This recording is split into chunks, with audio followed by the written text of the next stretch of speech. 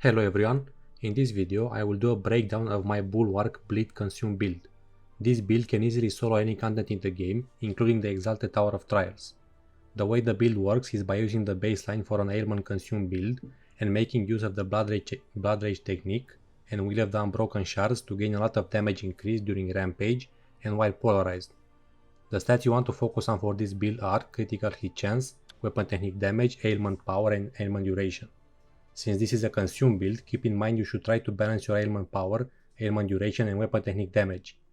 Also, your Ascendant passive is what allows you to consume ailments using timing attacks, so you don't need Heavenly Reversal Ring for that. If you have not unlocked that passive yet, you have to use the Heavenly Reversal Ring. Let's dive into the gear pieces.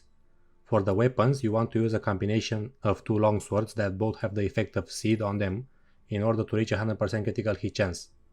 For example, you can use a Sword of Dominance that has Seed plus anything that allows your weapon to inflict ailments, such as Sword of Courage and Sincerity, and a Seed as a secondary weapon. You can also mix and match a Sword of Conquest with a Sword of Dominance if you have the necessary rolls on them. Keep in mind that both of your weapons need to have double critical hit chance on them, unless you have a Sword of Conquest with double Blessing of Luck, in which case you do not need critical hit chance on it. Your weapon DPS should ideally be physical, but it is not that relevant because you will always inflict only bleed when you are in Rampage thanks to the Bloodrage technique Shard. For the charm, you want to use a Primal Lion Talisman to be able to spam weapon techniques non-stop. For the secondary stats, you want to have double critical hit chance, ailment power or duration, and weapon technique damage. For the amulet, you have multiple options. If you choose to go for more damage with Mark of Fragility in your skills page, then you should use an Amulet of the Betrayer or Kololaba's Legacy with Betrayer plus Amulet of the Exarchs. If you want to go for more survivability, you should use a Grandmaster Station or a Kololaba's Legacy with Grandmaster Station and Amulet of the Betrayer. For the secondary stats, you want to have all resistances, critical hit chance, ailment power or duration, and again all resistances when upgrading to the max level. For the rings, you want to use a combination of Citrine Band plus Mikolai's Hail for a ton of increased survivability. This means that you will not be able to inflict ailments with your weapon techniques unless you have a Sword of Courage or Sincerity on your weapons. Unless you are using this build in the Exalted Tower of Trials, you can swap Mikolai's Hail with Eye of the Dragon to be able to inflict ailments in case you don't have this effect on your weapon. Keep in mind that even if you do not have the ability to inflict ailments on your weapon or rings, your Bloodrage technique allows you to inflict ailments with your weapon techniques and polarity attacks during Rampage, so as long as you keep Rampage up constantly, you are fine. Citrine Band is there to give you the Blessing of Endurance whenever you defeat a marked enemy. This is highly valuable in the Exalted Tower of Trials because enemies can one-shot you very easily. For the secondary stats, you want to have ailment power or duration, 2 resistances and all resistances when upgrading to the max level. Mikolai's Hail is there to give you a full over health bar whenever you consume, which you will be doing constantly with this build. For the secondary stat, you want to have ailment power or duration, 2 resistances and all resistances when upgrading to the max level. For the Life Stone, you want to use a Cosmic Aether Stone in order to gain a lot of Archon Fury charge speed and damage during Archon Fury. For the secondary stats, you want to have ailment power, ailment duration, weapon technique damage, and damage to bleeding enemies or ailment power when upgrading it to the max level. For the banner, you want to use a Plague Pennant to gain a lot of ailment power and damage to ailments, which will boost your consumed damage by a great amount. For the secondary stats, you want to have ailment power, ailment duration, weapon technique damage, and ailment power again when upgrading to the max level. Let's move on to the Augments page. In this slot, you want to use a Force Barrier Augment, which will prevent you from getting interrupted while attacking if you have more than 50% over health. For the secondary stats, you want to have over health gained, ailment power or duration, and all resistances. In this slot, you want to use the Force of Nature Augment, which will give you weapon technique charge whenever you defeat an enemy. This will help you maintain full weapon technique charge without issues. For the secondary stats, you want to have ailment power or duration and weapon technique damage.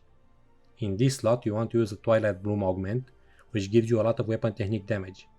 For the secondary stats, you want to have ailment power, ailment duration, and weapon technique damage. In this slot, you want to use a Paradise Augment, which gives you a lot of weapon technique charge speed whenever you perform a critical hit. For the secondary stats, you want to have ailment power or duration, and weapon technique damage. In this slot, you want to use a Divine Conduit Augment, which gives you Archon Fury charge speed whenever you get hit. For the secondary stats, you want to have ailment power or duration and might in order to boost your void shell augment. In this slot, you want to use a void shell augment, which gives you a lot of overhealth health whenever you perform a critical hit. For the secondary stats, you want to have overhealth health gained, ailment power and duration, and all resistances when upgrading to the max level. In this slot, you want to use a focus augment, which gives you some overhealth health whenever you perform a critical hit. For the secondary stats, you want to have ailment power or duration and weapon technique damage.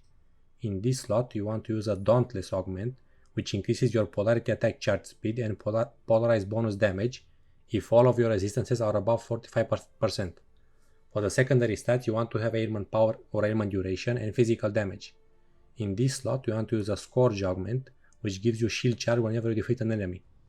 This is useful because you can use your explosive wave shield skill to get a full rampage bar when surrounded by a lot of enemies. For the secondary stats, you want to have ailment power or duration and physical damage. Let's move on to the shards. The two shards you want to use for this build are Bloodrage technique and Will of the Unbroken. Bloodrage technique gives you physical damage and bleed power during rampage, while also causing your weapon techniques and polarity attacks to deal physical damage and inflict bleed. This means that you don't really need an item that makes your weapon techniques inflict ailments, but ideally you should have one.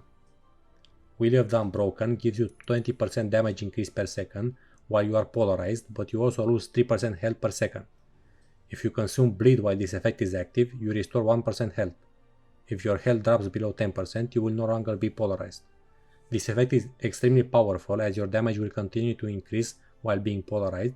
So for example, if your polarized duration is 30 seconds, at the last second of the duration you will have a 600% damage increase, which is very good. This shard is the reason we are using the Dauntless augment and two weapons with seed on them to be able to stay polarized continuously and not lose any of our important buffs. Let's move on to the skills page. Most of these are pretty straightforward, but I will go into detail for the more important ones. Weapon timing level 5 allows you to do a timing attack after your northern and southern weapon techniques.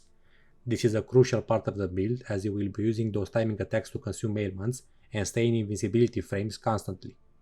Rampage level 5 allows you to enter Rampage and gives you some Rampage charge speed and duration as well. This is very important because it synergizes with your Bloodrage technique shard. Polarity attacks level 5 allows you to use polarity attacks and become polarized, which synergizes with your Will of the Unbroken shard. It also gives you some polarity attack charge speed. Critical hit damage level 5 gives you a 20% chance to apply the mark of fragility whenever you perform a critical hit. This is important if you are going for the more damage variation of this build, as it increases your damage by a huge amount. Sundering Slam level 5 gives you a 30% damage increase if you hit enemies with it, and a 45% damage increase if you do it inside your banner aura.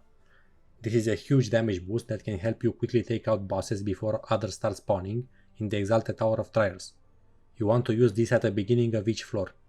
Let's move on to the playstyle of the build. You want to start off every fight by charging your Sundering Slam before enemies spawn and releasing it when they spawn to get a damage buff. Then you want to start using your Northern technique, timing attack, Southern technique, timing attack rotation until your polarity attack is charged up. Once it is, swap weapons to become polarized and get a buff from your Will of the Unbroken shard. This will last for the entire duration of your polarized status, but keep in mind that if you switch weapons while you are polarized, you will no longer be polarized. Keep spamming your weapon techniques plus timing attack rotations until everything is dead. Keep in mind that in the Exalted Tower of Trials, if you miss your timing attack you become vulnerable to one-shots, so you must be careful all the time. That would be it for this video. Let me know if you have any questions about the build or if you want to see another build down in the comments. Thank you for watching and please consider subscribing to the channel if you enjoyed the content.